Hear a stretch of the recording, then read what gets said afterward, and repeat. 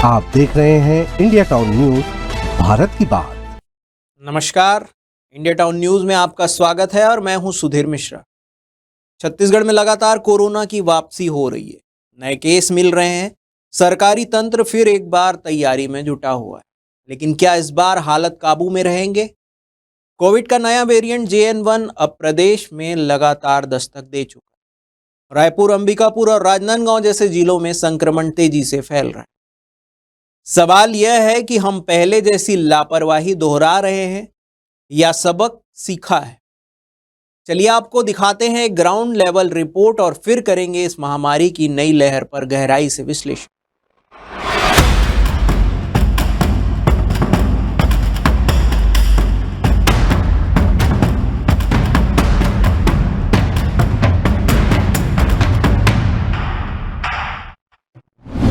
अब बात करते हैं नए केस और जिलेवार संक्रमण की। शुक्रवार को छत्तीसगढ़ में 16 नए कोरोना केस सामने आए। इनमें से रायपुर और अंबिकापुर से 5-5 मरीज और दुर्ग, राजनांदगांव, बिलासपुर, धमतरी व सरगुजा से एक मरीज शामिल। रायपुर में कुल मिलाकर अब तक 81 केस सामने आ चुके हैं, जो राज्य में सबसे ज़्यादा है। अंबिकापुर के संक्रमितों में 2 मेडिकल स्टाफ भी शामिल है, जो चिंता का विषय है। अब एक बात सामने आती है कि कोविड दोबारा क्यों फैला। विशेषज्ञ मानते हैं कि मास्क और सावधानी हटा दिए गए, पब्लिक इवेंट और शादी समारोह बिना नियमों के हो रहे हैं और ट्रैवल हिस्ट्री वाले लोगों पर निगरानी हटा दी गई है, जिसकी वजह से ट्रांसमिशन बढ़ गया है। यानी हमने कोविड को हल्के में लेना शुरू कर दिया है और नतीजा अब धीरे धीरे सामने दिख रहा है। अगले सेगमेंट में हम बात करेंगे एक्टिव केस, रिकवरी और ग्रोथ रेट की।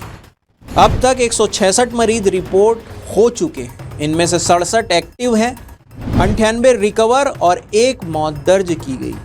अगर रिकवरी रेट की बात करें तो 56.41% और डेली ग्रोथ रेट की बात करें तो 23.1% रिकॉर्ड किया गया।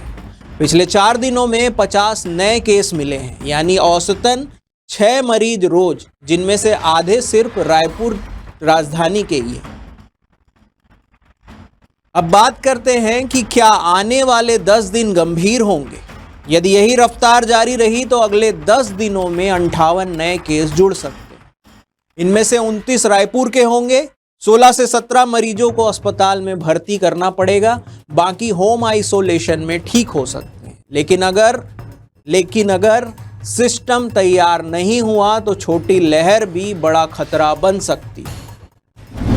अब आपको बताते हैं कि कोविड से पहली मौत और खतरे का संकेत। राजनांदगांव का एक बुजुर्ग मरीज, जिसे डायलिसिस के लिए रायपुर लाया गया था, JN1 वेरिएंट से संक्रमित पाया गया, यानी कि कोरोना पॉजिटिव पाया गया और इलाज के दौरान उसकी मौत हो गई। भले ही कारण उसका कुछ अलग रहा होगा या उसकी मेडिकल कंडीशन अलग रही होगी, लेकिन उसकी मौत हो चुकी है। यानी जिन मरीजों को पहले से कोमॉर्बिंग कंडीशन है, जैसे डायबिटीज़, हृदय रोग या किडनी फेल्योर, उनके लिए ये वेरिएंट घातक साबित हो रहा है। अब सबसे बड़े मुद्दे की बात करते हैं। ऑक्सीजन प्लांट बंद है, क्या सिस्टम तैयार है? एक ताज़ा मामला आपको बताते हैं। DKS हॉस्पिटल में ऑक्सीजन प्लांट बंद पड़ा है। हर महीने 16 लाख रुपए खर्च हो रहे हैं सिलेंडर पर। लिक्विड ऑक्सीजन प्लांट के लिए NOC नहीं मिली है। 900 LPM का प्लांट भी केवल 60% ही डिमांड पूरी कर पा रहा है।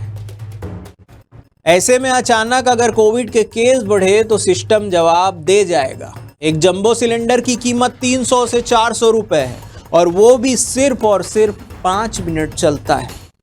अब बात करते हैं मेडिकल तैयारियां और मॉक ड्रिल्स की। मेकाहारा में कोविड OPD चालू हो चुकी है। टेक्निकल और नॉन टेक्निकल स्टाफ को ट्रेन किया जा रहा है। हर जिले में मॉक ड्रिल लगातार जारी है, लेकिन ऑक्सीजन की निर्भरता और स्टाफ की कमी फिर से चिंता का कारण बन रही है।